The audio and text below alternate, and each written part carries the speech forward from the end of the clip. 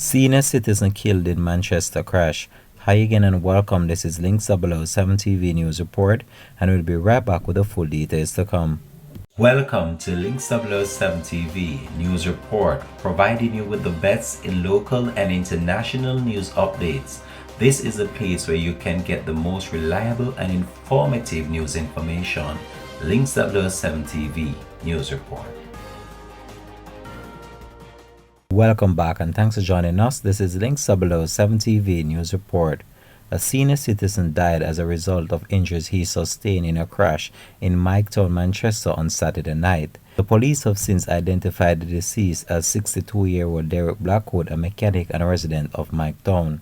A report from the Corporate Communications Unit within the Jamaica Constabulary Force said that Blackwood was driving his motor vehicle along Nailsbury Street when he lost control of the vehicle. The vehicle went off the road and into a gully. Firefighters had to be called at around 10 p.m. to extricate the body from the motor vehicle. He was taken to the Mandeville Regional Hospital where he was pronounced dead. The Manchester police are investigating. This has been ll7 TV News Report. Thanks for watching.